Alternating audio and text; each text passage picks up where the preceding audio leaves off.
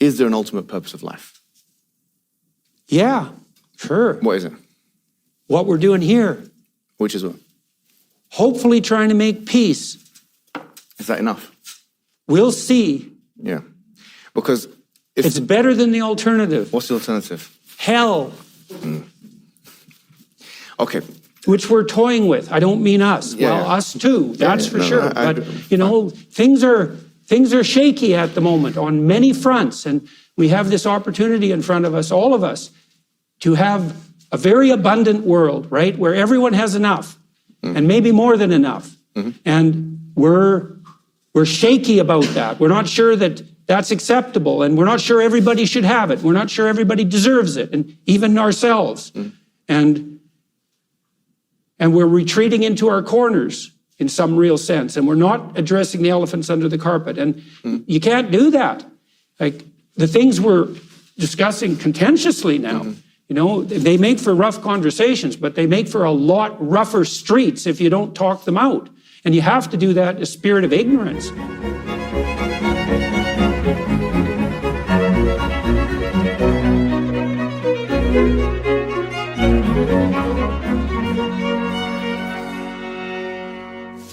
So our first special guest is Dr.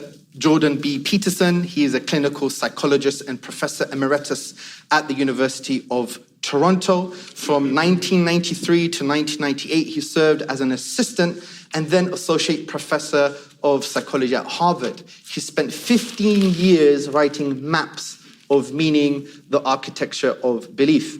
Dr. Peterson has penned the popular global bestsellers Beyond Order, 12 More Rules for Life, and 12 Rules for Life, An Antidote to Chaos. In 2016, before the publication of 12 Rules, several of Dr. Peterson's online lectures, videos, and interviews went viral, launching him into unprecedented international prominence as a public intellectual and educator. With his colleagues, Dr. Peterson has produced two online programs to help people understand themselves better and to improve their psychological and practical functioning. He's currently working on an online university dubbed Peterson Academy. Please welcome Dr. Peterson. We also have with us Jonathan Pageau. He is an artist and he studies Christian symbolism, and he also studies postmodernism, right? God forbid for some, right? So we also have with us our beloved Mohammed Hijab. He is an author, comparative religionist, and philosopher of religion. He's the co-founder of our institute, Sapiens Institute, and is a researcher and instructor for the organization. He has a BA in politics and a master's degree in history, and he also acquired a second master's degree in Islamic studies from the School of Oriental and African Studies, and he completed a third master's degree in applied theology from the University of Oxford, and now he's studying his PhD on the philosophy of religion, specifically on the contingency argument for God's existence. In addition, Hijab has undergone formal training in Islamic studies with a focus on the Quran, prophetic traditions, and legal reasoning. Hijab has completed Islamic seminary courses and has been given formal permission to relay Islamic knowledge on selected Islamic fields. Mohammed Hijab is one of the very few Muslim public figures who deal comparatively with political, philosophical, and theological issues such as, and has amassed a following with many subscribers on YouTube in English and Arabic. So please welcome Mohammed Hijab and, of course, Jonathan Pageau.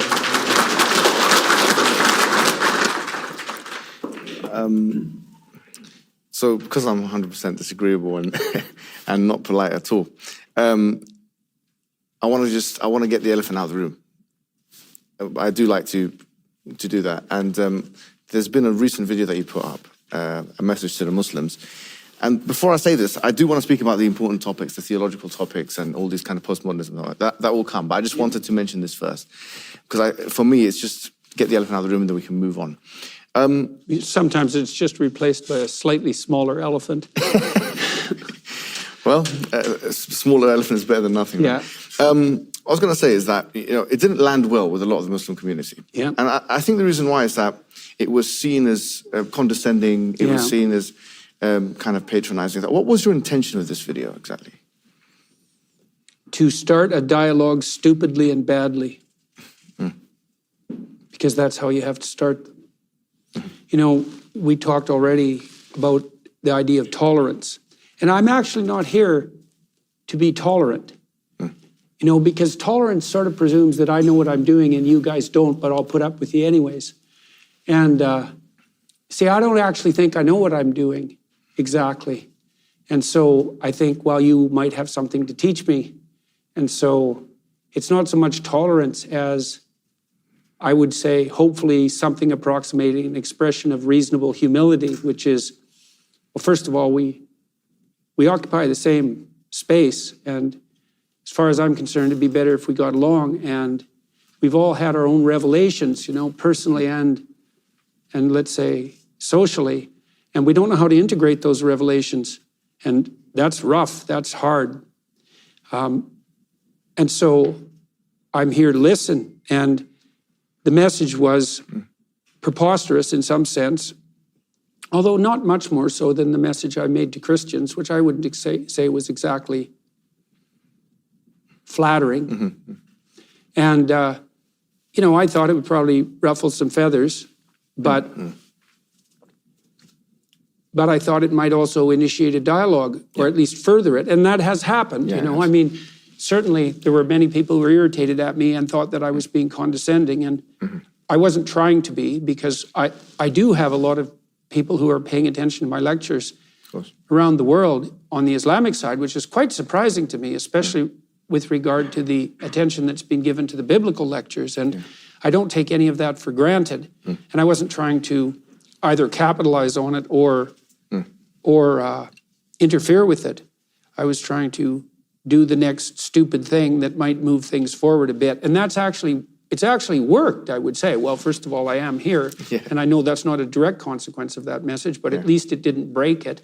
And there have been many other Muslim groups who've reached out to me in a serious way, at least in part because of that.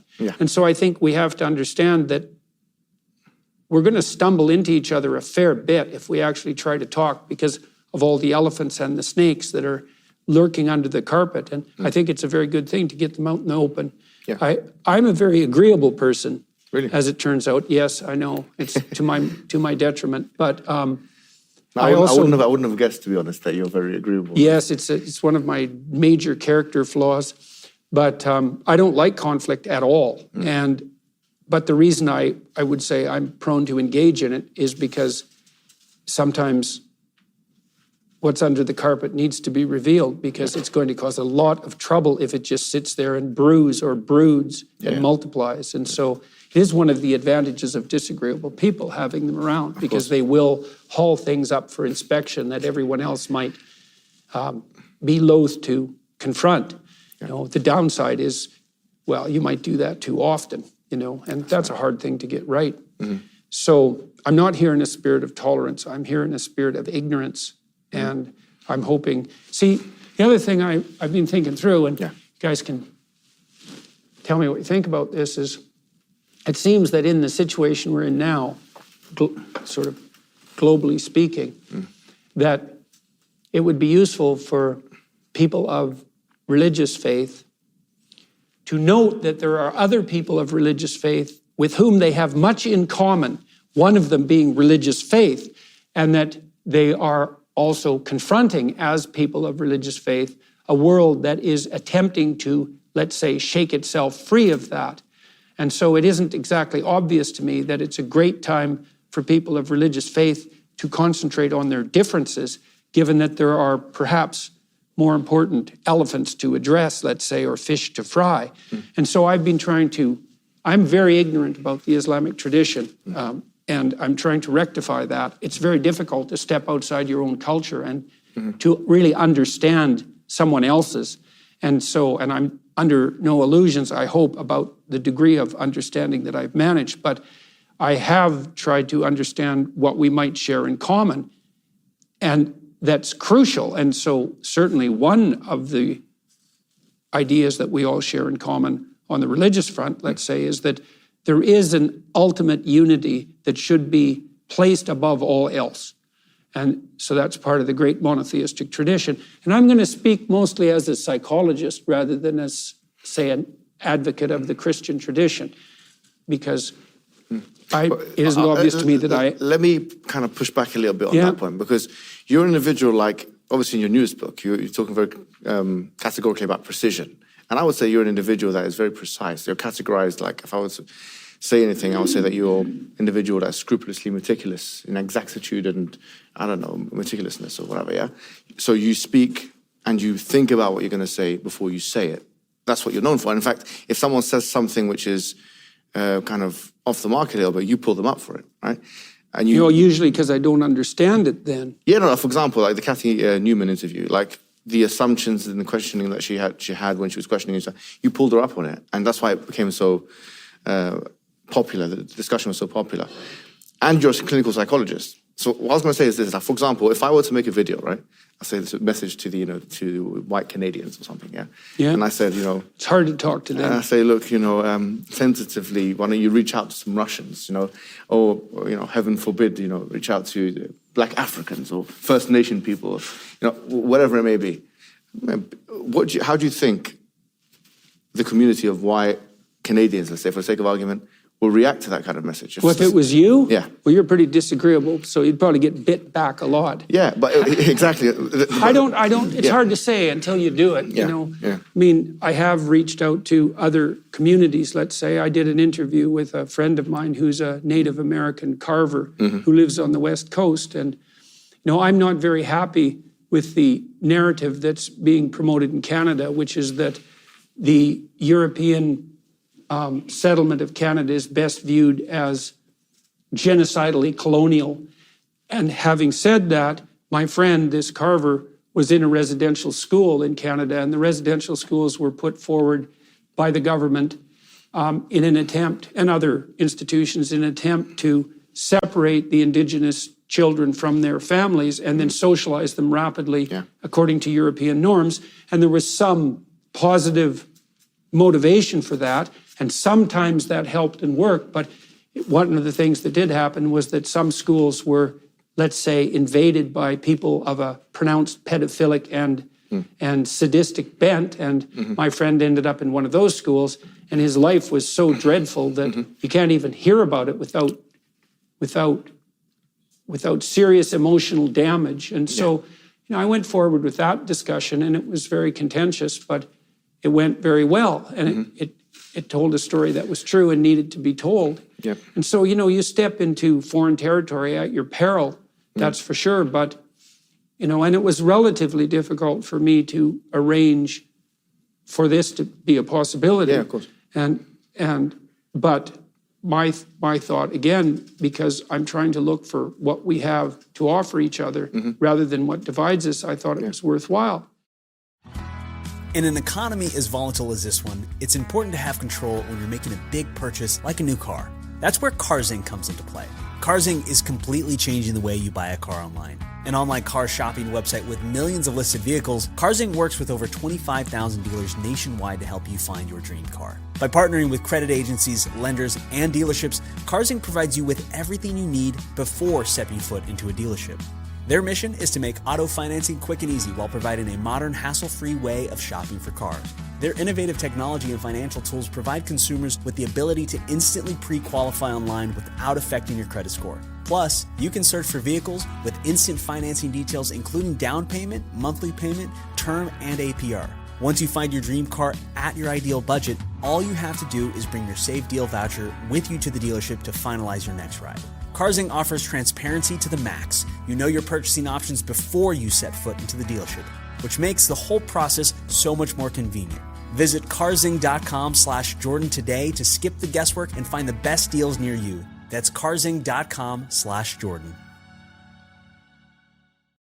Well, let me push back again once again on this point. So, for example, it's not always what you say. Sometimes it can be what you don't say. So, for instance, I think you've become somewhat of an emblem of Western civilization, right? In terms of you're an intellectual. Heaven help us.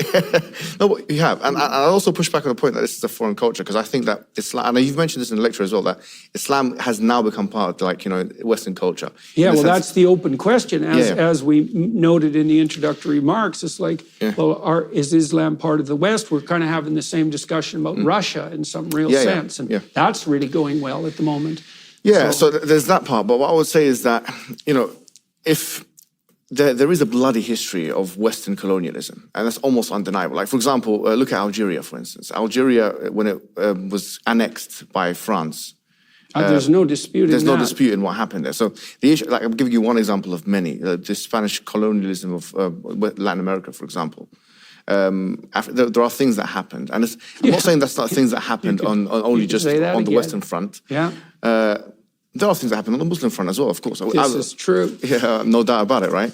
No, I'm not going to stand here and defend the Muwahidun who came and were very intolerant to Jews and Christians and kicked them out of their homes and so on like that, who existed in Spain as well, in fact. So the point is, I feel like, I don't know, as a psychologist, I think my question would be to you, don't you think, is it of any benefit to be concessionary in this regard? Like, to start off a discussion by saying, like, we know that these are things that could cause resentment. Right? Yes. Because, like, for example, I know a lot of Algerian people, and this is very clear in their historical memory. Yes. And the accusation will be that the West have colonial amnesia here. They are not taking into account what they've done. I'll be honest with you. Well, they don't even know how. Well, okay. So, do you see what I'm saying? Yeah, well, absolutely. Yeah. I mean, look, here's how I would address that psychologically. In many of the mythological stories that I've read, there is the motif of the evil uncle. And so, for example, in the ancient Egyptian cosmology, there were four deities, four central deities, although a host of associated deities. And one of them was Osiris, who was the deity of the state. That might be a good way of thinking about it.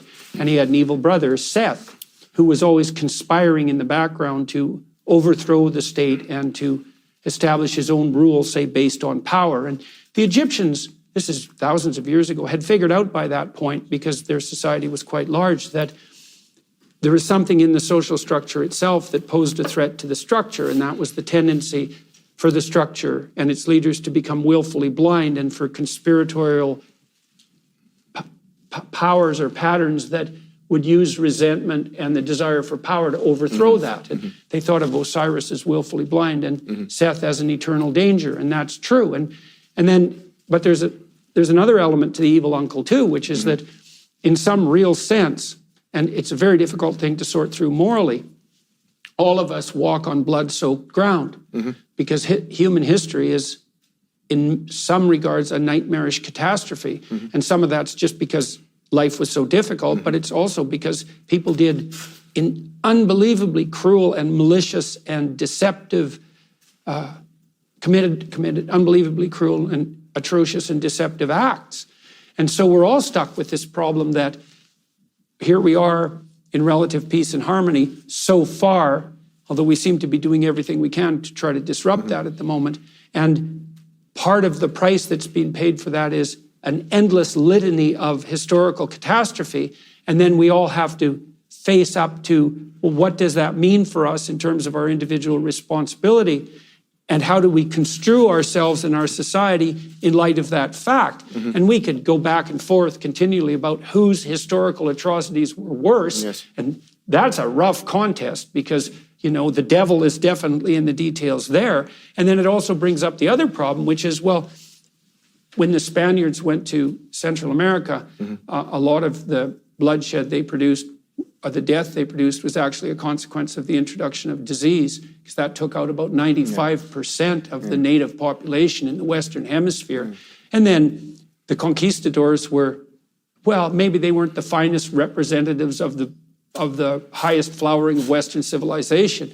We don't know to what degree they were the sort of thugs that couldn't get along at home and went out adventuring. And even if I, say, attempted to take full responsibility for that, I'm not sure what it would mean, because I suspect I have a lot more in common with you people in the modern world than I do with Spanish conquistadors from 300 years ago.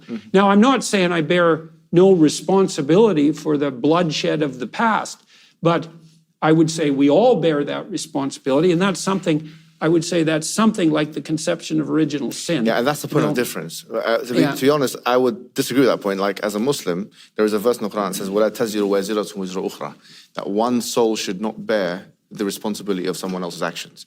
Yeah, well, that's the other ethical complication. It's can you call me out Yeah. in relationship to the no, atrocity of the of course- past. of course And- not, no. Well, Yeah, but it's yeah. complicated, right? Because, Yeah. because at the same time you do say, and I don't mean you personally, but we can say things like, well, the West is not bearing sufficient responsibility for its colonial past. And so at some level, that kind of devolves down to the individual. It's So like, let well, me kind of rephrase it then. I think that's more of a left-wing criticism. It's like, there's reparations and affirmative action programs. All yeah. I'm not advocating any of that, and nor do I even believe in any of that, to be honest with you. Nor me. Yeah, so what I was putting as an alternative to that is that there is this kind of, I would call this maybe an Orientalist, a new Orientalist narrative, which states that Islam is incapable of X, Y, Z. Call it tolerance, call it whatever it is. And look at what's happened in Islamic history. You've got all of these deaths and you've got all of these kinds of things that are happening comparative to what we have in the West. And what we're saying is that let's look at what you have in the West, because liberalism was an ideology that was started in the 17th century. Really it was crystallized, with John Locke and all these kind of things then. And after liberalism was established, and in fact, the Constitution and the documents of the Founding Fathers and stuff like that were based on the liberal secular principles. Even after that, you had Napoleonic Wars. Even after that, you had colonialism continue. You had slavery continue until 1867, whatever it was, the American Civil War ended.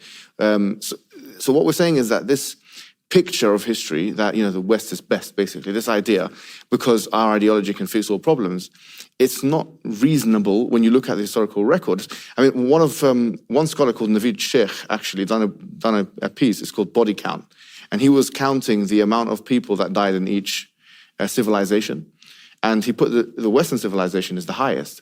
And because you have things like World War I and World War II, and these things were, World War I and World War II were nationalistic conquests. They were not religiously inspired. You can argue to what extent were World War I and World War II religiously inspired, but certainly Islam was not a main feature of the 30 million people that died in World War I, or however many million people died in World War II. So the point is that we're saying is that and obviously, you've got concepts in the West like manifest destiny, and which I think every single president of the United States of America believed in, westward expansion, these kind of things. The point is that the proposition that the ideology of the West can fix our problems, this is what we have an issue with, because what we're saying is that if we look at the historical record, there is no evidence of that.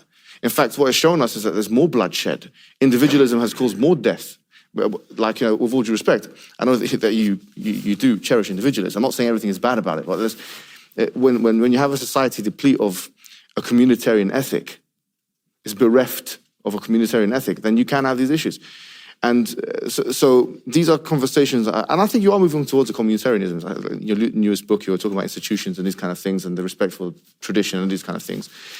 I'm not sure if I'm reading you correctly, but these are the kinds of conversations I think we need to have. But on that point, I think I don't want this to be interrogative. And I just want to interject one thing, because I think it's important. I think, Jordan, you're very kind, and I understand. I also watched The Message to Muslims, and I thought there were some problems with it, definitely. Okay. But when you said there's an elephant in the room that I want to address, my mind immediately went to videos I've seen of you with some of your friends in the street, and suggesting violence and suggesting aggressive actions against other communities, which in the West is something that, let's say, in Canada, people don't do that. And that even though there might be civil conflicts, we have a state, we have police, we have an apparatus, which is there to deal, which is not completely perfect, but which functions to install the rules. So when I see someone in the street surrounded by men wearing masks, who are talking about, if these other groups come out, they're going to see us and we're going to be there, and I'm looking for Jews, and we're talking about blood, and there's these very strange behaviors that I think that when if you're did I say going we're looking for Jews? Do you remember that when I said that exact statement? I just remember you talking to police about Jewish people. Yeah. I'd like to get an exact quote. Okay, so I don't remember. I recall. Well, the other one, one that I definitely saw that you spoke for quite a while was relating to some issues with Hindu communities. So what happened recently? I don't want to go. Well, that's just okay. Well, I think the reason why it's important. The reason why it's important is that I'm a Christian, very much a Christian. I have many problems with modern Western culture. Right. But we are in the West. Okay. Right, and you are in the West. Yeah, and I am a Westerner. Right, and you live in the West, and so... And I'm British. Yes. Just like you're Canadian. Yes, exactly. Yes. And so, to me, the elephant in the room is that's part of the elephant in the room. Right, there are many people who told Jordan not to come here. because of those videos. Okay, well, there's a lot of people that told me not to have this conversation with Jordan Yeah, because of some yeah. of his videos. Yeah, I understand. And that's why me and Lots Jordan... of people don't want to have difficult Exactly. conversations. But what I'm saying with Jordan is that what makes him gallant and brave is that despite those voices that are the voices of disunity, because he's been cancelled more times than I have, yeah? Despite the fact that he's been cancelled in Cambridge University or whatever, I don't care about all these institutions. With all due respect, I know this man is a person of influence. And in my estimation, I see him as one of the most, if not the most influential Western public voice. Right? So for that reason, I speak to him. And for that reason, I don't apologize to anyone for doing so. And I think in a way, he sees the same thing in me. Maybe not to the same level, but the fact that I'm half his age, he knows what's going to come in 30 years' time. So he's playing the cards right. And I think at the end of the day, my voice, my emotions, what I'm saying in the streets of London or Leicester, or whatever else, is how a lot of Muslim people feel. But don't forget, yes, I'm disagreeable. And my temperament is not the temperament of the average Muslim. So you've got to differentiate between me as an individual, me, Mohammed Hijab as an individual, and Islam. Do you see? If you say, Mohammed Hijab, you are a hypocrite, you are a bad guy, you are violent. So you know what? That's something I have to look into. Do you know what I mean? If that's your advice to me, that's something I have to look into. Well, I would also say there's no moral advantage in being a pushover either. Yes, I agree. Right? And so these things are very hard to calibrate correctly. Yeah. And so, well, and if we come at this in a spirit of mutual ignorance and with some degree of, maybe this is where tolerance is more of an issue. Is, we're going to have to tolerate each other's rough edges and imperfections in order to talk, even if we think that there's something useful to be gleaned. And my sense is that, well, we're called upon to separate the wheat from the chaff, and that's not so much to damn the chaff as it is to gather the wheat. And it seems to me in the biblical stories, in the Old Testament, there's an immense emphasis, strange emphasis in some real sense. It's one of the things that makes the text so remarkable on the moral stranger and foreigner. And so when the society is unstable and shaking in a variety of ways, it's often the moral foreigner who comes in with something wise to say. And I think that's definitely true of those biblical narratives, and it's very interesting that they point them out. But I think it's also true practically. It's like, it's not as if any of us, like we want to have faith in our faith, and we need that because it keeps us together individually and it unites us socially. But then if we insist that if I insist that my faith, which is more like my pride in my own belief, is 100% correct, then I've confused myself with my faith. I've confused myself with Christianity, or perhaps you've confused yourself with Islam. And that's a big mistake because... So let me ask you both a question then, since we can talk about, by the way, one clarification before the question. I've never asked for violence. And that's an accusation I think that needs to be, you need to look back at, because I've never said, let's go and do violence. I said that if such and such group come out again, which were a group of armed people, then we'll be there to defend the community. I've never said in my whole life, and I'll challenge anybody to find anything that's opposite from what I've just said. Now, that's one thing. Second thing I'll say is this, is that, and if it was a violence issue, if I did say that, what's happening with the Metropolitan Police? Why am I not behind bars? Why have there not been a single investigation? It is 210,000 people have watched the video.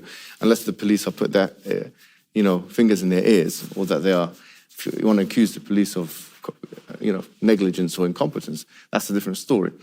Let's go to the second point, because you were saying now about this basically dogmatism. Let's just call it for what it is. Well, it's pride in dogmatism, right? And that's something we all have to watch, because it's a hard line to walk, because you want to be an advocate for your faith, but what in the world do you know, right? You're ignorant beyond comprehension. Let me ask a question, and both of you, this is a question to both of you.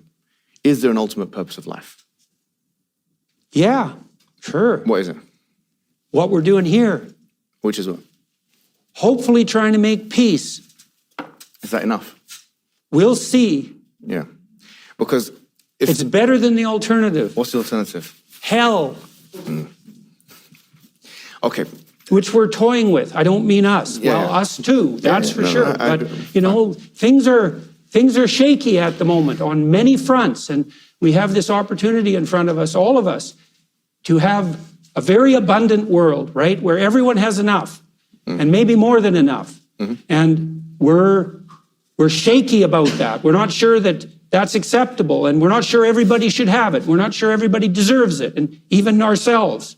And we're retreating into our corners in some real sense, and we're not addressing the elephants under the carpet. And you can't do that. Like the things we're discussing contentiously now, you know, they make for rough conversations, but they make for a lot rougher streets if you don't talk them out. And you have to do that in a spirit of ignorance. You know, like I was hoping to come here today and listen, I talk a lot. There's my flaw, you know, but I don't know how to feel the right way forward. I think part of it is, well, first of all, to find commonalities. We believe in the fundamental necessity of a uniting book across the Jewish, Christian, and Muslim faiths. That's not nothing. Like, that's a strange thing to insist upon, and yet we all seem to agree. We believe in a higher and purposeful unity, the necessity of that, and then also in the necessity of putting that above all else. And we also agree that we're not very good at that.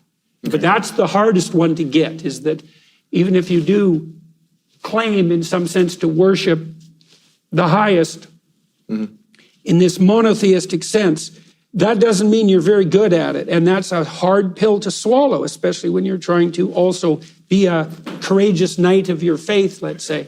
It's hard to be properly humble in the face of the divine, but that might be in some sense the proper command. I mean, the fact that Islam means submission is a reflection of that in some sense, right? Just remember who's God here and who isn't. And that's a very hard thing to keep in mind. So when I listen to you, you disagreeable character, I'm trying to separate out the wheat from the chaff, you know, because there's no doubt I have many things to learn, as I learned to some degree. Honestly, I appreciate this part of, like, you know, I learned from your humility, honestly, the way that you come across. And once again, I do appreciate both of you coming here, you know, and I appreciate your disagreeability as well. Like what you've said there is good. I deserve the accountability just like he does. I don't want to be a person who, you know, can't dish it out, who dishes it out but can't get it himself. I deserve it. What I wanted to say is this to both of you. I want to do a thought experiment, yeah? And so imagine you're going to sleep. I don't know where you guys are staying now, what hotel you're staying. You're watching my videos, you know, me with the masks and stuff like that before you go to sleep, subscribe on the channel, whatever you do, yeah? And now you're, after you've, you know, put the dislike and done your negative comments, which I deleted already and put it in the trash, which is what you do as well with tweets, and, you know, we can talk about that later. But after that's all happened and you've gone to sleep, you both go to sleep now, right? You wake up and you find yourselves on a ship. On a ship, yeah? And people are eating food, people are drinking, people are this and that, so things happening. Now, what would be the first questions that you would ask the people around you? Would you ask things like, how did I get here? Where are we going? Are these... Yeah. Those seem like the first two good... Those are good questions to ask in general. Where are we? Go. How did we get here? And this is where are we going? Beautiful. That's what I wanted to actually get to, because this is what Heidegger, you know, Martin Heidegger, he's a controversial figure in his own right. Okay, but he described this as the thrownness of life. Yeah. Because we're chucked into life. We're thrown into life, right? So the fact now that we're in this world, these questions that we would be asking if we were on a ship and we're just chucked on a ship are the same very questions, like you said, you know, that we would be asking if we're in this world. Where did we come from? Where are we going? I think if we can't get these two questions right, nihilism will persist. You're a nihilistic expert. You've spoken a lot about nihilism. I think if we can't get those... He's a counter-nihilistic expert. I'm not a nihilist. If you want, ask what I think my purpose, the purpose is to be united with God. That would be my beautiful. answer. Yeah, beautiful. Okay, so from the Islamic perspective, it's this, right? First of all, ask these three questions. Where did I come from? Where am I going? And what am I doing here? What is the purpose of life? What is it? And the answer is, we came from a creator, okay?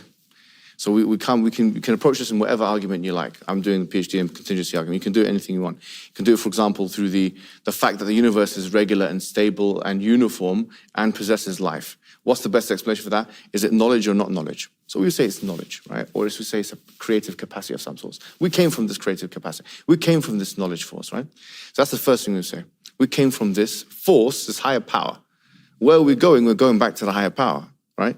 And we're going back to the higher power with our deeds, which we have to be responsible for, which is exactly, it's a hallmark of what you stand for. And I believe genuinely, that's why you're asking why are so many people listening to you. Because we reject original sin, with all due respect. Original sin says that one man, gave us a sin, the other man took it away.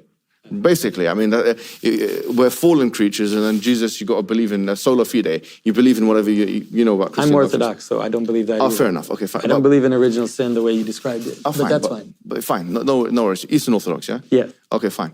But the issue is that this...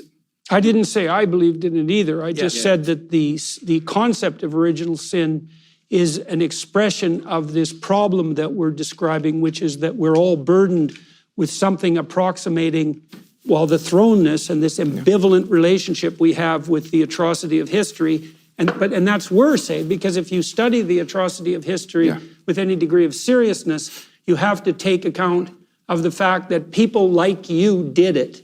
And you might think, well, I wouldn't do it. It's like, no, I get you. I wouldn't be so sure about that. For sure. I mean, you were talking about the kind of, you were talking about the suffering. And obviously one of the major sufferings is the Holocaust. I was reading the book, The Meaning for Life, Viktor Frankl, I'm sure you're aware of it, where he then produced logotherapy and all these kind of things. Mm-hmm. And it goes back to what Nietzsche said. If you have a why, almost any how is possible. Mm-hmm. Bearable. Yeah, if you have a why, almost any how is possible. So it goes back to, everything goes back to purpose, logotherapy. Yeah, if you have a purpose, then everything is possible. That's why I think that you can do the best as a human species, in the human condition, if your purpose is transcendental. It's higher than the physical, the material. And for us, the purpose is mentioned in chapter 51, verse 19 of the Quran, which is, وَمَا خَلَقْتُ الْجِنَّ وَالْإِنسَ إِلَّا لِيَعْبُدُونَ. We have not created human beings and jinn except for that they may worship me. What is worship? It's the epitome, the higher point of submission. It's the epitome of love as well. Jonathan has an interesting take on that too, that has to do with celebration, which I think is psychologically appropriate. Do you want to? I don't want to put you on the spot, but it's something I've been struggling to understand more. I've attended some Orthodox ceremonies with Jonathan and also on my own, and he's very perspicacious when it comes to describing the role of both worship and ritual, and so there's an element. Anyways, I'll let you continue with that. No, I agree. I agree that worship is also the manner in which we bind together, right? And so without something we celebrate together, then we don't. And so we have different levels of what we celebrate. We can celebrate in our families, the things that bind us, but ultimately that has to reach all the way up into something which is beyond. I think that's actually very powerful, And in fact, the very first lines of the Quran is Alhamdulillahi Rabbil Alameen, which is all praise and thanks belong to God, Lord of the worlds. All praise and all thanks. And this is a kind of celebration. This is a kind of praise. We agree that praising God at the highest level, celebrating God. I mean, the word hallelujah. Well, I would say in some sense, if we're doing that, there was some comments at the beginning about the importance of music. And you opened this event with music, and I've been beginning to open my events with music. And part of the reason that that's very much worthwhile and has to do with this drum beat that underlies everything is that music is a manifestation of something like the joyful spirit of harmonious play. And it's not semantic, right? It grips you and it sets the tone. I've heard you say something before about this. You said that music was impervious to refutation. It's impervious to rational. The meaning of music is impervious to rational criticism. Yeah, I think that was a very powerful way of putting it. It's something, man. It's something to know. And so with the musical manner in which the Quran is presented, a major part of that is the music. And the music speaks, we know the music speaks of layers of patterned harmony. And you talked about the individualism of the West. And I think that there's a flaw in that particularized conception that needs to be addressed by something that's more approximating a communitarian ethos. And I think you can understand that relationship to music because, look, to some degree, the three of us can sit on stage and everyone in the audience, we can be comfortable at the moment psychologically. So we're not too anxious and we're kind of engaged because there's a certain degree of playful harmony that we've established. Especially with him now. So there's some my dark secrets about, there's some violence. Fractiousness, right? But we're able to integrate that. And so that means we can remain calm. And so one of the things that indicates is that part of our ability to remain calm and focused is dependent on social integration. So you have to ask yourself, well, could you be sane if your marriage was insane? Could you be sane if your relationship with your children was too fractious? Could you be sane if you had no friends? If you didn't integrate yourself into the community and maybe the state and then maybe a higher vision? And as far as I can tell, the answer to that is no, you can't be sane by yourself. It's not merely a matter of psychological integration. It's not merely a matter of the isolated individual. And of course, we understand that in the West, although perhaps not as well as we should formally, because we'll punish criminals, for example, by putting them in solitary confinement. And that's another indication of the impossibility of, maybe if you were an expert meditator and a religious man, you could tolerate the solitude, but you probably wouldn't be a criminal then. So my point is that I view this process of integration as a multi-layered process that involves the integration of the community all the way up to the highest place. And that highest place has to be a unity, as Jonathan pointed out, or we're divided. And so we might want to seek amongst us as much as we can for a common unity, at least start with that. And that's what we're trying to do in this conversation. Yes, but unity is different to uniformity. So I say the difference being is that, in the Islamic discussion or discourse, it's like there's a verse in the Quran, in fact, that says, "Lakum dinukum waliya din." You have your religion, we have ours. We can demarcate and still tolerate. That's the point. And I think appreciate even. Yeah, even appreciate. That would be Absolutely. good. People love each other. It's no issue at all. I don't know if we can manage that. No, I think we can. I mean, that's the thing. Going back to the message to Muslims, I think this is where. Can I ask you a question? Have you ever been to a Muslim country? Yes. Which ones have you been to? I've been to Morocco, and I've been to Turkey, and now have I been to any other Muslim countries? Okay. Not yet. Okay. There's many on the itinerary. Okay. Go to a Muslim country with a Christian population. I'm originally from Egypt. Yeah, we've had Coptic Christians there for years. Yes. Yeah, we've had them for 1,400 years. I mean, they were there before the Muslims came, right? And the point is that if you go to Ghana, go to Nigeria, this bleak image of Muslims and Christians kind of fighting each other, I don't think that's what's really going on. I'm not saying that there's no grievance there when the Christian community is in Muslim majority lands. That would be a lie and that would be false and that can easily be refuted. What I am saying is that it's not as bad as you think. If you go to these countries, you will not find, I do not think you will find what's going on, for example, you're talking about Hindutva, in India with the Muslim minorities and a Hindu, supposedly, majority, which is a peaceful religion. What's going on there? What's going on in China with the Muslim minority there? Or, for example, may I add, sorry to say, but what's happening in Palestine as well. So I don't want to paint any large-scale endeavor with the brush that's, let's say, dipped in the blood of its worst excesses. I don't think that's helpful because then we're all irredeemable in some real sense. I think it's much wiser for us to see what we can jointly celebrate and see if we can manage that in something like a spirit of ignorance and hope. Because one of the things I learned a long time ago, it was very helpful for me as a clinician, was that if everything wasn't perfect around me all the time, it was probably, at least in part, because I was much less than I could conceivably be. And one of the things I learned from Carl Jung, who's a great thinker, was that what you need most will be found where you least want to look. And yes, well, and it's almost by definition, right? Because you can imagine that you're most likely to be most ignorant about what you're most afraid of and most contemptuous of. And so by definition, that's the last place you want to look. And if you're an advocate of a given religious faith, one of the last places you might want to look is in the wisdom of an alternative faith. I agree. That's, who are you to be such a committed advocate of a faith that's so complex that there's no way that someone like you can understand it. And I mean that of your own faith. And so it's not so obvious that the stranger you think is the devil doesn't have something to say. I get you, but I once heard you quote Carl Jung, because obviously you mention him a lot in your books, and I learned a lot from you about Carl Jung. Yeah. That he stated that, the West are technological giants, but moral dwarfs. In comparison, yes. Yeah. So, and that's the problem all over the world increasingly, right? Yeah, we're technological giants, but moral midgets. To some extent. But what I was going to say here is that, going back to Carl Jung here, because, for example, and going back to the issue of purpose,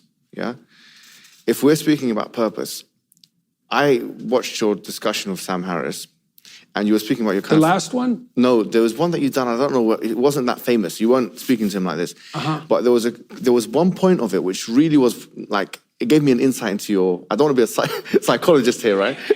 But it gave me maybe I dare say it gave me an insight into your psychological state, because Sam Harris, he said to you, he said your conception of pragmatism. That truth is malleable or whatever. There's not one capital T truth like correspondence. Well, I said more that I don't believe that the most fundamental truth is objective in the scientific sense, and I don't think it can be. So not that objective truth isn't useful. So in that sense, your perspective, and you will know this as well, is more epistemologically pragmatist rather than correspondence theory, right? So correspondence theory says like one truth out there. I think correspondence theories have to be nested under pragmatic theories in some real sense. You're saying the same thing as the American pragmatist said, Charles Peirce and William James. Okay, yes, very much. So what I was going to say with that, he said, if you believe in this, it will be at your peril. And you know what you said? You responded, you retorted, you said, it has been at my peril. You said it has. Now, let's focus on this, because this is actually deep. You said it has been at my peril. Why would everything's at your peril, man. No? But think about this for a second, because I heard your voice and these words stuck in my mind. Yeah, you said it has been at my peril. Now let me submit something to you today. Could it be that it's at your peril because if you don't believe in truth with a capital T in the correspondence theory sense, that there is a God, and that's a true statement, just like 2 + 2 = 4 is a true statement. Just like the geocentric model, the heliocentric model is a true statement. In that sense, there is a God out there. And he created the world. He created you. He's sustaining the universe. He is maintaining the universe. There is a true statement, and that is in a correspondence theory sense. If you don't have that level of certainty, then you will end up being in existential angst, and you will end up being depressed. Because that's what the Quran says. The Quran states, وَمَنْ أَعْرَضَ عَنْ ذِكْرِ فَإِنَّ لَهُ مَعِيشَةً ضَنْكَ. Whoever swerves away from my remembrance will have a depressed life. So for us, I think almost by definition, when you veer from a path oriented towards the highest unity, then you fall apart. It's by definition. Now, I don't know what that means specifically with regards to a correspondence theory, because the correspondence theorists tend to be more oriented towards a materialist viewpoint, and that doesn't seem to me to work out very well when discussing something like God. Do I think that we strive towards a higher unity, that unity is real and that it's necessary? No, but there's no contradiction in having correspondence theory in dualism or idealism. It doesn't have to be materialism, because that would indicate the truthhood of empiricism. I would say then my answer to that is that I try to act as if that's true. And I think I say I act as if it's true because I'm not in a position to make any final judgments in some real sense, but I am in a position to stake my life on certain faith-based propositions. That's what you can do. That doesn't mean you're right, but that's what you have at your disposal. And so I am trying to do that, to feel the proper way forward in this spirit of, let's say, playful unity, and to put that above all else, which is partly why I also said that I did it at my peril. The thing is, what I would say is that if you take the proposition that truth is utility, and what is useful is that which is true, that's basically the American pragmatist stance. If you take that... Well, it's not exactly, not exactly. Well, see, I think that's what Charles Peirce said almost by word. I know. Yeah. The pragmatists are more like engineers, which is, well, you can't build a perfect bridge, because what do you know? You can't build anything perfect, but you can build a bridge that's a bridge insofar as it will stand up and allow you to walk across it for 400 years. And so, and then the notion there is, well, it's not perfect. It doesn't correspond precisely to the ultimate nature of reality, let's say, but it's good enough to move you from point A to point B. And so... Yes, but going back to Viktor Frankl and the idea of meaning, what I'm saying is, I know you're a psychoanalyst, from the Quranic paradigm, this will not be enough. Meaning, based on your current paradigm, according to the Islamic diagnosis, you will be depressed. Why? Because your purpose is not strong enough. Do you see the point? Yes, well, that's probably true. So, I know that sounds a bit intrusive, so I do apologize for that. But I want to. No, I don't think it is intrusive, because I think if you deviate from that orientation towards unity, then I know this from a psychological perspective. If you deviate from orientation toward the highest unity, which you might think about as the highest goal, two things happen. One is you experience less positive emotion, so joy and enthusiasm and engagement, because positive emotion is experienced in relation to a goal, not as a consequence of achieving it. So if you're pursuing the highest goal, then you're celebrating most intently. And then if the goal you're pursuing isn't unified, then it's multiplicitous, and then you're confused and anxious and unstable and depressed. So I would say that's true by definition. What I was reading recently, I've read all your books, and I even read some of your peer-reviewed work, because when I was going to speak to you, then I said, you know what, I'm going to do my homework. So I read everything. One of the things that you said one time in The Maps of Meaning, you started off the book by saying, when you were a young lad, I don't know how young you were, you said that you found the doctrines of Christianity incomprehensible and absurd, And you also said that you found you had some kind of issue with Christianity because of the Genesis narrative and how incongruent it was with scientific narratives. You went to a pastor, you said, or a church cleric or something, and then you left the church. Now, I've got a question. Do you still have the same position, or have you changed your position? Well, I've changed my position a lot. I was only 13 then, and I was caught up in the battle, insofar it was manifested in me when I was 13. I was caught in the battle between Enlightenment rationality and traditional narrative belief. I had no idea how to reconcile those two things. Do you feel like you can do that now? I'm doing my best to reconcile. So let me be more and I think, well, I certainly can do it a lot more than I did when I was 13. Let me give you an example, right? This point, when you were 13, I think you were thinking straight. I'll be sorry to be very straight. It's hard to believe that someone as disagreeable with you as you would manage that. Because someone with an IQ of 180 or whatever you have, someone of your intelligence. When you were 13, you probably had an IQ of, 120 or something, So you were operating like my friend over here, Ali Dawa, on his level, at the age of 13. But what I was going to say was that, the reason why I think he was, because look at the Trinity, for example. Look at the schisms. Now, this goes to your specialism. The idea of three all-powerful entities, that Jesus is all-powerful, that the Father is all-powerful, the Son is all-powerful, and the Holy Spirit is all-powerful, but there's not three all-powerfuls, there's one all-powerful.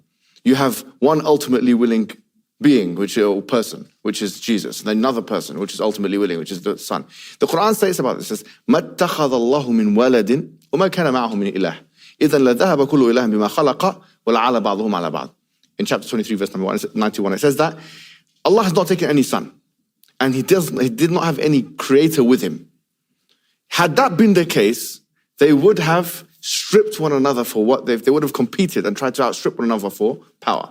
Meaning this idea of three all-powerful persons is unintelligible, to say the least. The idea that Jesus Christ exhibits two natures. I know that there are schisms and there's differences of opinion among Christians, but the fact that you have this human nature where Jesus is walking and he sees the tree and he can't eat from the tree, he doesn't know that the tree is in season or not, or that he doesn't know when the hour is, or whatever it may be. The Quran says it very clearly. كَانَا يَأْكُلَانِ الطَّعَامِ. Him and his mum used to eat food. This proposition that they're limited and unlimited at the same time is it's a contradiction. It's an affront to logic. This will cause you cognitive dissonance. Because if you want to be a rational actor, and you want to be... that's the thing. Yeah. I don't want to be a rational actor. But you do when you do your scientific experiments. That's true. So why do you separate the two things? Because rationality should be subordinated to something above it. And I'm trying to subordinate myself to that. And so my reaction to what you're saying is that this isn't an insult. I'm telling you what my reaction is. Please say it's not even a criticism. Of course. I find that discussion, as soon as it started, I found that less interesting than what we were doing before. It was harder for me to focus on. And I think the reason for that is that it transforms to some, and I'm not saying this isn't necessary at sometimes, but it transforms the transcendent into something like an intellectual and propositional discussion. And so in some sense, we're debating perhaps not the fine points of theology, because they're more like the blunt points of theology. I understand. But there's something about that that isn't what I want to do with you. Yes. You know, and it isn't that it's not necessary. So let me flip it around to some degree. So one of the things I'm very curious about is, obviously, the figure of Christ is contentious. Yes. And so the Jews don't know what to make of Christ in some fundamental sense, because he seems like a continuation of the prophetic tradition in some real sense. Plus he was Jewish, so that makes things complicated. And then, of course, the Christians put the figure of Christ as central in some real sense, but that begs the question of the relationship between Christ and God. And then in the Muslim community, Christ is also a central figure. And so I'm curious about that. And we could say we have doctrinal differences about what constitutes that centrality. It's like, fair enough. And I would also not say that I understand what that centrality means. So one of the ways I would understand that, let's say, is that in the Western tradition, and I don't know to what degree this is true in the Muslim tradition, one of the attributes of what Christ is psychologically is the logos. And so if we're engaged in dialogue, which is dual logos, then we're embodying the spirit of something like mutual enlightenment. And that's then the presence of that spirit in the genuine confines of temporal reality, right? It's something like the infinite descending to the finite to illuminate us. And to the degree that we can have a dialogue in good faith, which is also a religious notion, then we can engage in that process of dialogos, and that transforms and redeems us. And then when I say, well, do I believe that? I say, well, it isn't just that I believe it as a proposition, it's that I can tell when it's happening. And so can you, I think. It's like, you're going to see that this conversation will ebb and flow, you know, and some of the time it's going to grip you. You think we're at the heart of the matter, and sometimes your attention's going to wander. Your attention's going to wander when we're off the path. And so I would say that to the degree that you and I are communicating, this is a religious way of thinking about it, is that we're doing our best to embody the spirit of the logos. And if that's working, then we're making progress. And I know that in the Western tradition, that's part of what has been conceptualized as the fundamental attribute of the figure of Christ. And I know that Christ is central in the Muslim tradition. And so one of the things I would want to know is not how we differ doctrinally, because I don't even think I'm qualified to debate you on that case. We've got the guy here. Well, Jonathan might have some things to say. But what I would like to know instead is, why do you believe that the figure of Christ is central in some sense? Or maybe I've got that wrong, although I don't think so. Why?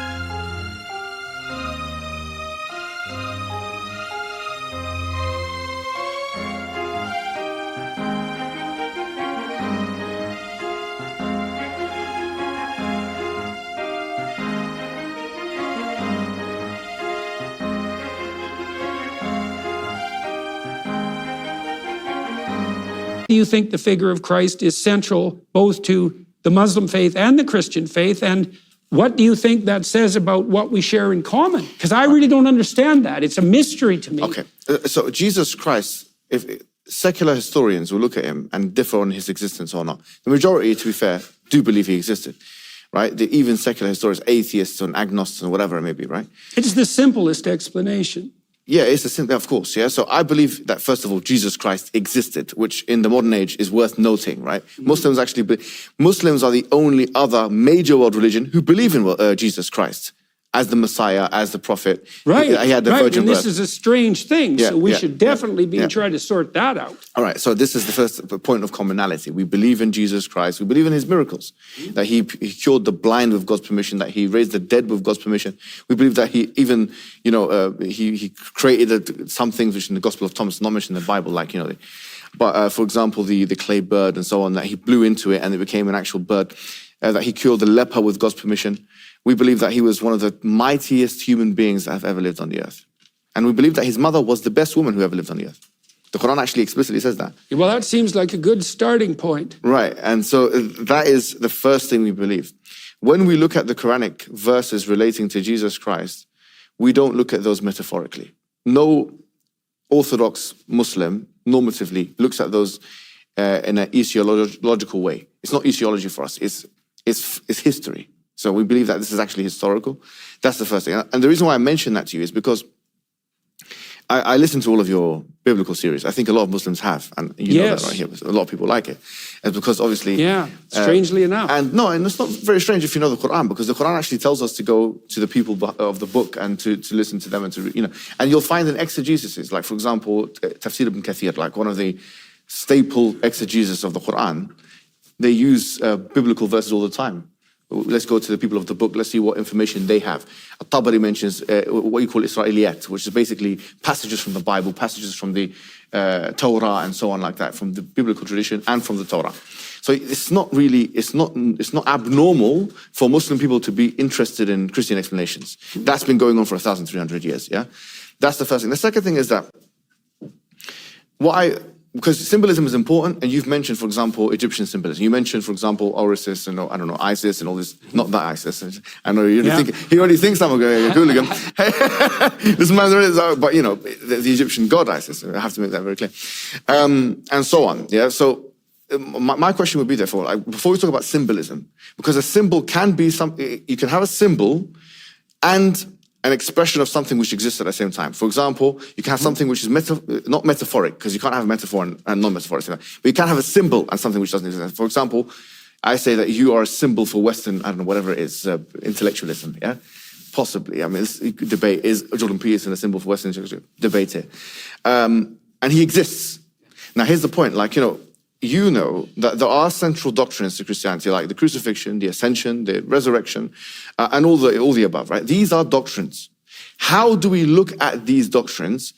Because the reason why I'm asking you, I think you are qualified, or at least you have some, because you did mention in your lectures that you were taking the approach of the Alexandrian school, which is like Origin of Alexander and his Jewish teacher Philo and these kinds of people, who take what you call the spiritualizing text.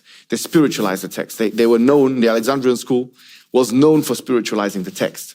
And they were aberrational in that sense. And that's why one of the reasons why they were seen as heretics by all, I think all the churches, the Eastern. I mean, just Origin, but the Origin said some things which are heretical, but he has massive influence on church fathers that are respected. But to your point, let's say the notion that facts have meaning, that is something that as Christians we should believe, right? God created the world with a meaningful structure, so the world lays itself out in a way that when we see it, we can see the meaning. Exactly, and this is something which all types of Christians will agree with. Catholics will agree with it, Eastern Orthodox and Protestants. All of them will say you must believe in these doctrines as happening. You cannot believe in them as symbol. You cannot believe. So the reason why this actually is... So when I hear something like that, then the question that arises for me is, what do you mean happening? And so let me just unpack that a little bit. So I did a lecture last night at the Apollo on the story of Cain and Abel. Yes. And one of the things that I proposed was that not only did that story happen, but it's always happening. Yes. It always happened. It's happening right now, and it's always going to happen into the future. And so I would say to some degree, the mere reduction of these profound stories to a historical reality is an underestimate of their truth, because they're a strange kind of truth, because they're the truth that always happened and is happening now and always will happen. So the Cain and Abel story, for example, you have a story of the eternal battle between something like the spirit of joyful and appropriate sacrifice, which is characterizes Abel, and the spirit of resentful resentment against the structure of existence as a consequence of thrownness and the shaking of the fist at God. And that's always happening because for all of us, we look at our lives and we think, well, should we be happy to be alive? Should we be grateful to be alive? And the answer to that is often, but not always. And if you put someone in the position of Job and he's being tortured to death by fate and tragedy and catastrophe and malevolence, he might well come to a point where he's motivated to take the resentful path and shake his fist at God. And we have those spirits inside of us warring constantly. And so then when I look at a story like Cain and Abel, I think, well, the question, did that happen, begs the question, what do you mean by happen? Because when you are dealing with fundamental realities and you pose a question, you have to understand that the reality of the concepts of your question, when you're digging that deep, are just as questionable as what you're questioning.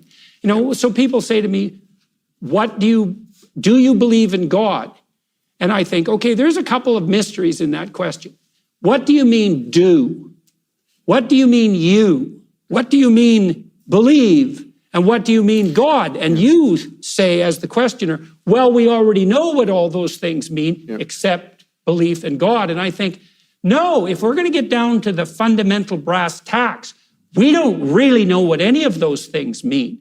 And so for me, belief, for example, is often reflected not so much in proposition as it is in action. If I want to know what you believe, I could ask you, and hopefully you have some idea about what you believe, but I'd rather see what you do. Well, can I push back a little bit with this? Because, like, for example, when I was reading your book, your newest book, actually this time, it's 12 More Rules. They're very good books, by the way. I mean, I recommend them. Thank you, sir. Honestly.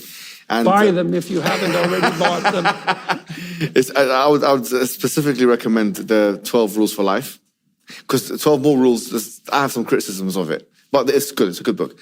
But one thing you did say about it, it's really hard to believe that you're disagreeable. Really, So one thing you mentioned in the book, you were talking about some psychological theory, which I don't forget. I forget what it is right now. But you mentioned something. You said there's, the problem with this such and such theory is that it doesn't have any evidence. Full stop. Categorical. All this, what you're doing now, you didn't mention that. You didn't say, well, it depends on what you mean by this. It depends on what you... Sorry to say, but it depends on what you mean by this. It depends on what you mean. You become postmodern all of a sudden. It's like you've become now. That's a definite. That's a definite. Yeah. Look, I think that's partly why the postmodern critique, in some sense, was inevitable, is because we started to dig down into something like, say, the meaning of stories, because that's really where the postmodernists got their impetus. Because the postmodern literary theorists, sorry to drag this up, but it's relevant, they hit a mystery, which was, well, if you read a given text, story, or even a paragraph, and you get 100 people to offer their opinion on it, in some way you get 100 different opinions. And you can tell that if you assign students to write an essay, let's say. And so then a problem emerges is if there's 100 different opinions, and some of them even appear to oppose one another, how do you know what the true significance is of the text? And then worse, how do you even know that there is a true significance? And then you think, okay, well, that's a major problem. And then here's a worse problem.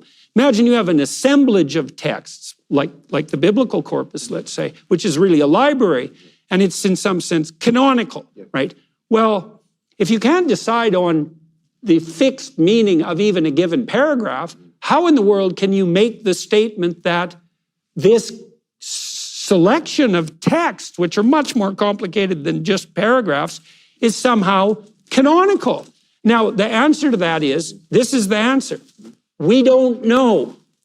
Now, the problem with the postmodernists wasn't that they figured out that this was a mystery, because not only is this the mystery of textual interpretation, which is a major mystery, how do we understand a text, but it's also the mystery of perception, because at the same time, people who are investigating perception, Jonathan has been talking about this with John Vervaeke, a cognitive scientist, at the same time, scientists on the perceptual front in AI labs and neuroscientists were discovering that it's so complicated to look at the world, which is to interpret the world, let's say, that it isn't obvious that it's even possible, which is partly why we don't have autonomous robots. They can't see the world. Now, it's easy for us because we just look at it, but that's not so easy. And so, well, so what's the point of all this? Yeah. Well, the point of all this is that if you delve into questions deeply enough, you do run into the problem of perception and the multitude and multiplicity of perception.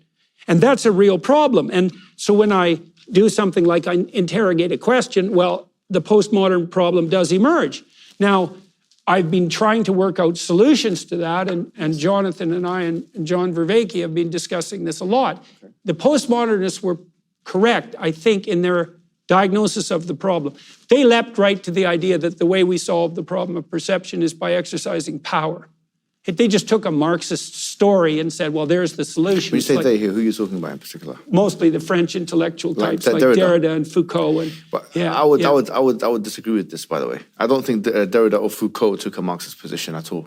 Well, Jonathan, you want to have at that for a bit? But that's not my fight. It's a worthless victory for me. Are you sure you want to talk about that? No. I don't think, I don't care. Okay, well, we can either delve into that or not. Yeah. Let me just say something on Jordan about what you were saying. That is, I think that when there's this question of do you believe in God, I think one of the problems that the difficulty that Jordan faced was faced with a modern Protestantism, which was very propositional. And it was like just, I believe, and it's just a bunch of things that you believe in terms of thinking. And I do think that what Jordan is trying to grasp at and trying to understand is actually probably closer to something that most traditional Muslims would believe, which is that if you say that you submit to God, but you don't submit to God, then that word is empty. That I agree with. Yes. And the question is, why is it empty, right? Yeah. If you said the words, why is it still empty? And so I think that what he's grasping at is to find a more encompassing, it's like, stop asking me if I believe in God, watch me. Yeah, okay. No, but I get what you're saying. But what I'm saying is this, is that the attitude that you have towards scientific investigation is that which is more congruent with a correspondence theory type understanding. Yes. Right? So you simply ask the question that, by the way, the Quran asks. And one of the central questions the Quran asks us to ask, Christians and Jews, is قُلْ هَاتُوا بُرْهَانَكُمْ إِن كُنْتُمْ صَادِقِينَ. Bring your evidence if you're truthful. This is the central question that Muslims are asked to ask. The same question that you, as a scientist, ask, we have to ask as well, right? And I'm using the word ask a lot here. What I'm saying is, this is where the cognitive dissonance may come in. I'm not saying it does come in. So that is part of what's torn the West apart on, say, on the basis of the Enlightenment versus the religious tradition, to the degree that that's a conflict. Just to add to this point is, for example, going back to Origin of Alexandria, yeah? Origin of Alexandria, because he has this hermeneutical dilemma. He has a hermeneutical dilemma, right? He doesn't know what to do with what verse. Is he going to spiritualize it, metaphorize it, or is he not going to do that? He was asked by an apologist called Celsus. He said, what do you say of the crucifixion? And he responds to an effect to say that not everything was true, what happened, right, in the crucifixion. Point is that when you open the can of worms of hermeneutical spiritualization or exegetical or, metaphorization, yeah? When you open that can of worms, what is left of Christianity is basically mythological. Now, then I will say, what makes this myth better than any other myth? Why are we investigating the myth of Christianity and not, for example, the myth of Hercules and Zeus? Why is the figure of Father and Son and Holy Spirit more important to me than the Mithraic, Trinity? Yeah, well, that's a postmodern question. And you could take that even farther and say, well, why this story rather than that story at any level of story? And that is a central question. So how would you answer? Because why did you, if, for example, you've done a biblical lecture, right? Yeah. So why have you done a biblical lecture, not a lecture on Zeus and this and all these other... Well, I have done lectures on other religious structures, particularly on ancient Egyptian cosmology and on Mesopotamian cosmology. And I'm going to do a lecture on the Tao Te Ching. Sorry, do you consider the biblical narrative as having any level of superiority over the other mythologies? Well, okay. So let me try to address this psychologically. Oh, even he's interested now. Well, yeah, because I am a Christian. So I've been trying to understand.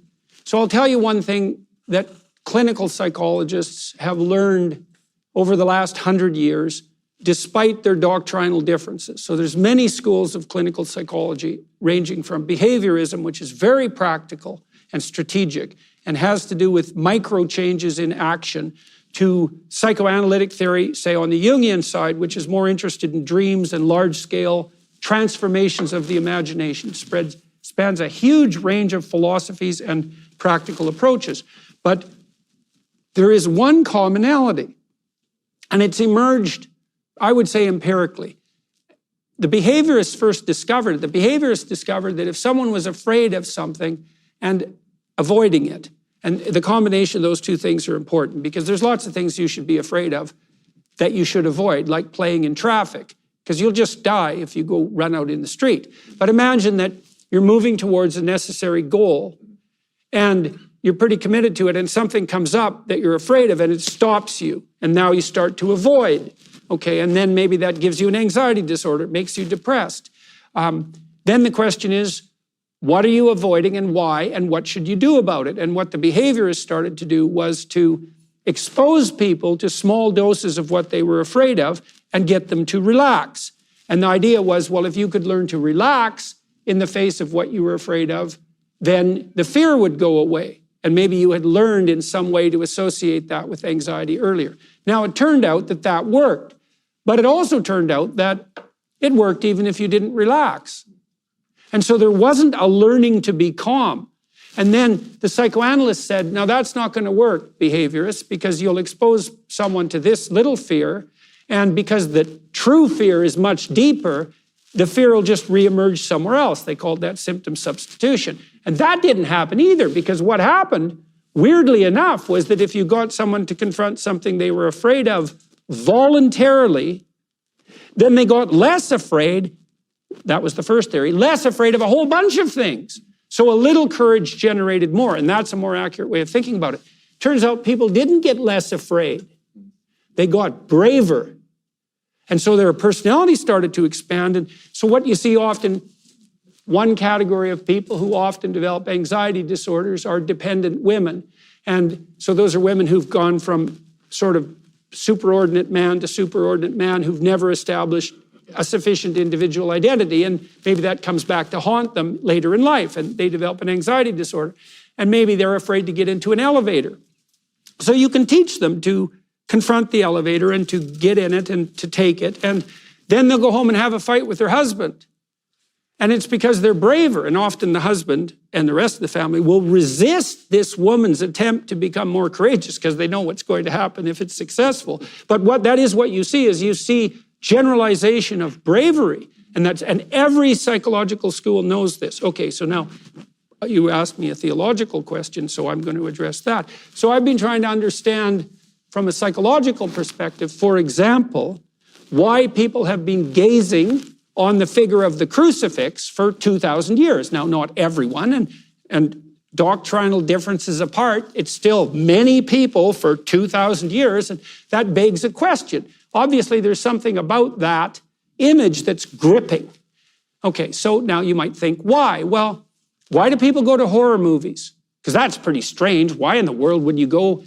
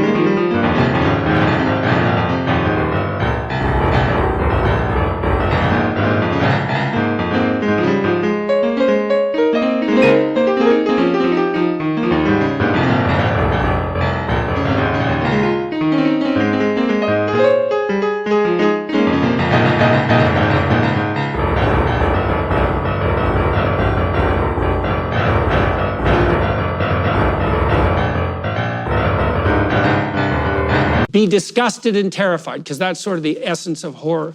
And the answer is, because there are terrifying and disgusting things about life. And maybe you should go confront them now and then voluntarily, so you get a little taste, so you can build a little courage and a little faith. And so at minimum, one of the things that the crucifixion story, the passion story represents is something like the sum of all possible tragedy. And so Jung pointed out that the passion narrative was an archetypal tragedy. And this is what he meant by that. Imagine that you took a bunch of stories that were tragic. And so you could identify them all as tragic stories. And a tragic story is something like something terrible happens to someone who doesn't deserve it. That's a tragedy. So then imagine you have 10 stories about maybe someone got betrayed by his best friend and someone fall prey to a tyranny, and someone died young and someone innocent was punished by a court, and you'd think, oh, that's tragic. And then you took all those tragedies and you took the core of the tragedy and you made it into one story. And that's, in some sense, what the passion story is. It's the sum of all possible tragedies insofar as that can be construed by the revelatory imagination. And then you might say, well, why gaze upon that? Well, the reason for that, there's a story in Exodus, it's in Numbers actually, where the Israelites are lost in the desert, like we all are. And people are losing faith because they're in the desert and, and not voluntarily in some true sense. And so they're losing faith. They're getting all fractious. They're fighting. They're starting to worship false idols. They're falling apart. And God gets irritated at that. And so he sends a bunch of poisonous snakes in to bite them. And you think, well, why would God do that? It's like, well, have you been alive? You know perfectly well that if you're confused and lost, and then you get bitter and disunited, that all you do is make things worse and that more snakes come up to bite you. It's like, that's life. And so the Israelites come to Moses and they say, you seem to be in quite nicely with God. Do you want to ask him to call off the snakes? Like, we're sorry, get him to call off the snakes. And so Moses has a chat with God, let's say, and God says, he doesn't call off the snakes. And so that's the thing about God is, very often, he doesn't call off the snakes, And he says instead to Moses that you have to make a staff. You have to cast a staff out of bronze. And on the staff, you have to place a serpent. And then all the Israelites have to go and look at the serpent. And if they look at the serpent, then they'll no longer be poisoned by the snakes. And then there's a section in the Gospels where Christ says something approximating that unless his figure be lifted up like the serpent in the desert, no one can be redeemed unless his figure is lifted up like the serpent in the desert, which is a very strange thing to have happen, right? Because it's a reference to this very strange story that's ancient in a very strange context many thousands of years later. But can imagine this, it's like, it's a bad thing to be confronted with snakes. And there's a real reason that the symbol for medical transformation is a stake on a staff, right? And not just associated with the Judeo-Christian tradition. It's a much older idea than that. And so, well, there's snakes, and that's bad, and you should look at them. But then there's something like the sum total of all possible snakes. And that would be all the terrible things that could happen to you in life. And then you could think, well, maybe you need a story that encompasses that territory of terrible things that you can then look on. And that's, at least in part, what the Passion story represents. Now, you can debate about whether or not it's a full account of the comprehensive tragedy of life, but like I said, I'm thinking about it psychologically. Now, there's more to it, because around that story, there's also a cloud of mythology, of associated imagery. And one of those developed dreams is something like the harrowing of hell. So not only does Christ die terribly, despite not only being innocent, but being good and being betrayed and being subject to tyranny and having to die before the eyes of his mother, all of that. But that's not enough. That hell itself has to be confronted. I would say, well, is that true of your life? It's like, well, terrible things are going to happen to you, and you better be prepared. And then you might think, well, that's too much. And if it's not too much, it's at least enough. And I would say, yeah, that'd be good. to believe, but I don't think it's true, because you're actually going to have to do something like confront the reality, at least of historical atrocity and human hell, because that's part of your character too. And in order to fully reveal what you could be, then you have to contend with all of that, and you have to do it voluntarily.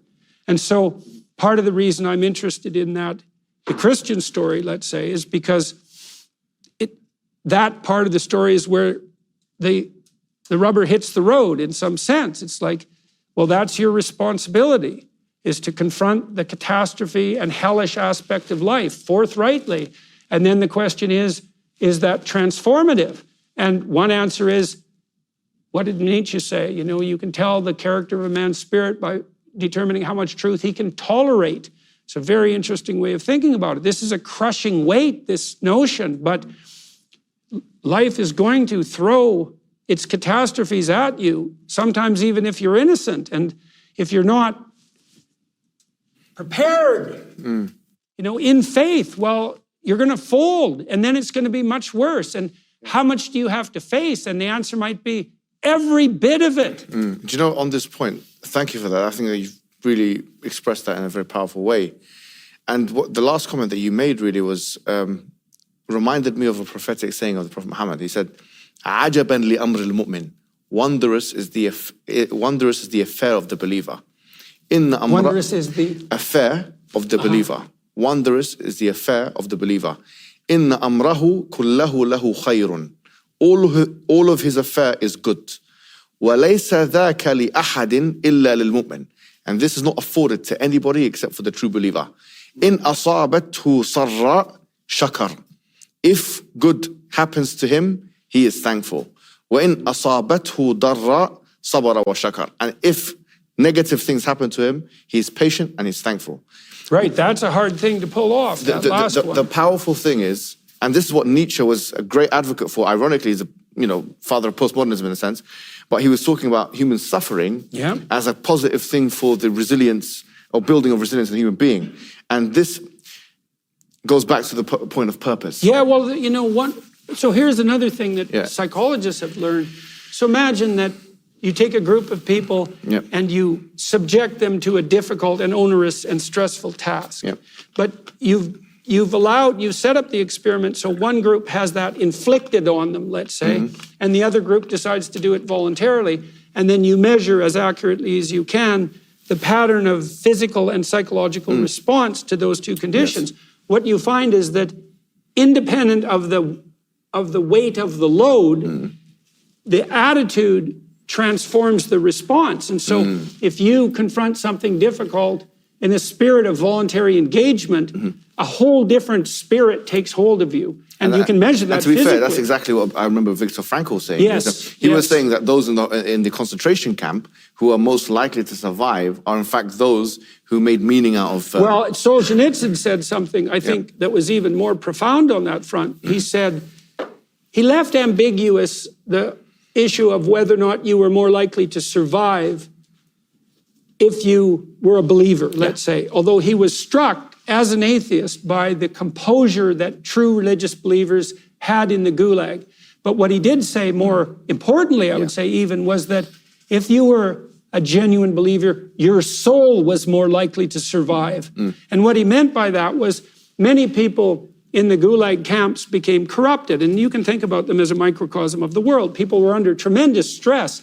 And one of the temptations was to become a trustee and participate in the system of oppression. And the camps in Russia could not possibly have sustained themselves if the prisoners weren't running them.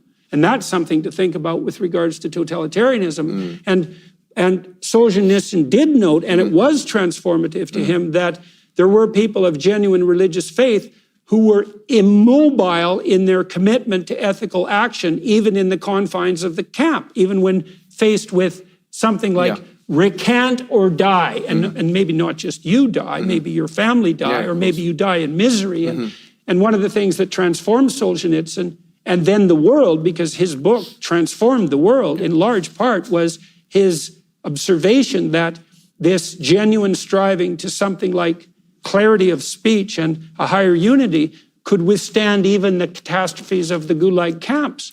I want to ask you a question just before we end. Yeah, sure. Is that I've okay? only politely sat here just to indicate we need to wrap up. Okay, I just want to ask one last question, because I'm interested in both of you in a sense, yeah?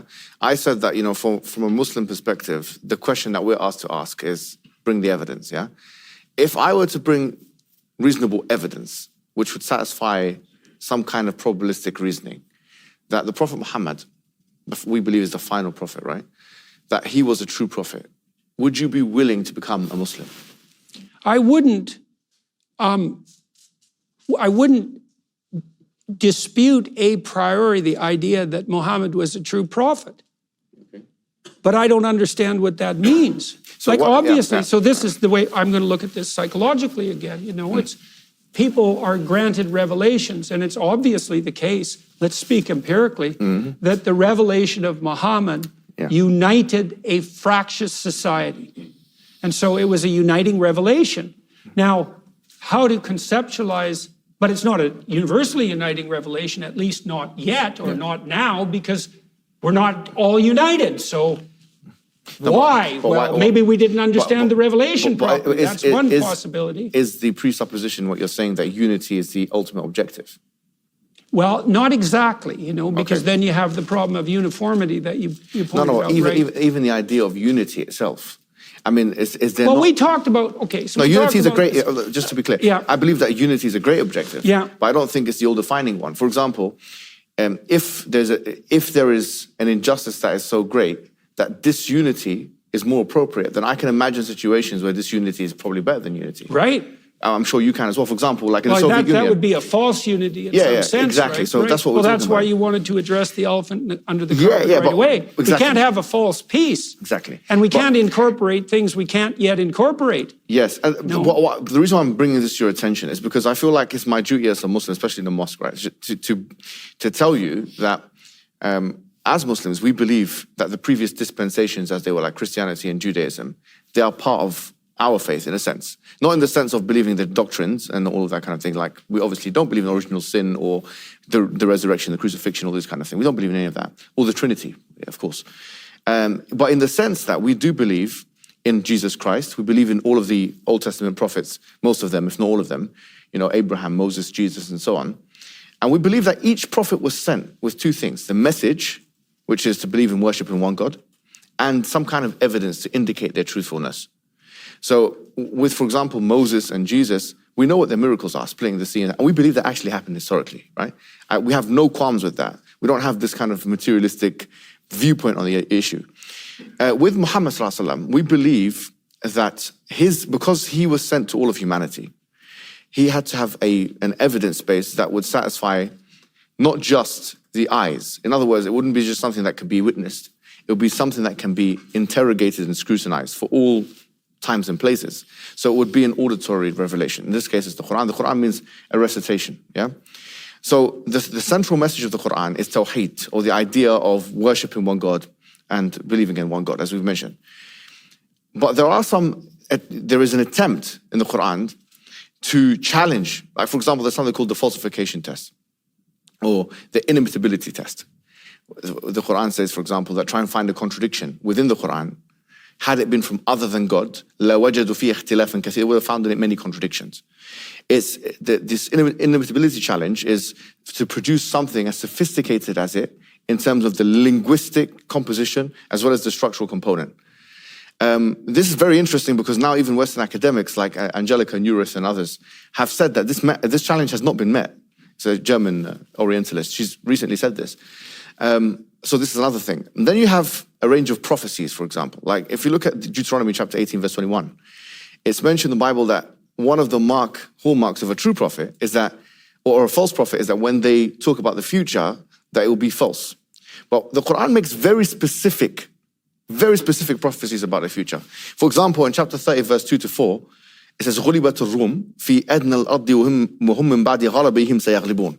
That the Romans had been defeated. At that time, there was the Sassanid Empire and the Roman Empire, and they were in war with each other. And that from 3 to 9 years, that they would defeat the enemy, you see. It gave very specific timelines. It gave very specific, and this was a very risky type of prediction, Because if you got it wrong, then it would endanger and undermine the entire prophethood of the Prophet Muhammad. But it did happen. And in fact, you'll find historical things which are not even in the Quran. Rome was defeated? That the Romans had been defeated by the Persians in a battle. Yeah? Okay. And so it's mentioned in, for example, the Chronicles of Theophanes, which is a primary source material outside of the Quran and Sunnah. You can find it now, it's even translated into English. He clearly mentions that 8 years after this particular prediction took place, it did happen like that. So we have a range of predictions, even that relate to the current day. The Prophet said that the barefooted Arab, they will be competing for the highest building. That sexually transmitted diseases would be proliferated as a result of people having intercourse outside of marriage, and that this would be something that would be diseases that had never been there in the past. The interest-based economy that we live in is mentioned by the Prophet Muhammad. I said in the future, interest will be everywhere. Whoever does not consume it, he will not be able to evade its dust.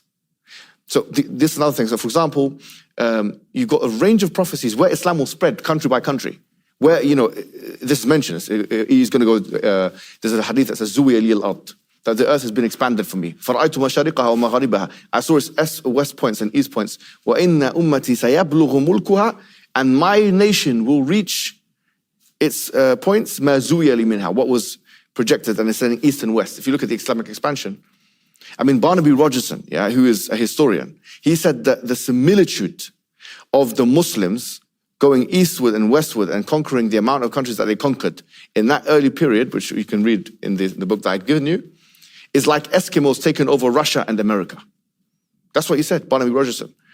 On the point of prophecies, even people like Edward Gibbons, they agree that the prophecies of the Quran had been met. So I have to ask. Yeah.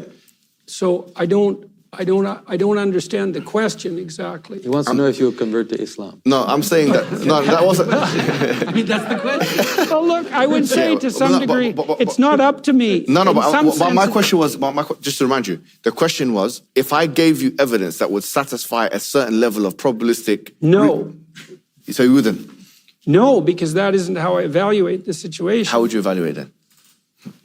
This is the crux. Well, I'm a Muslim enough to have been invited to your mosque. No, you're always invited, even if you're not there. But I mean this specifically. Yeah, I mean this very specifically, I don't think in some sense, it's a very complicated problem. Okay.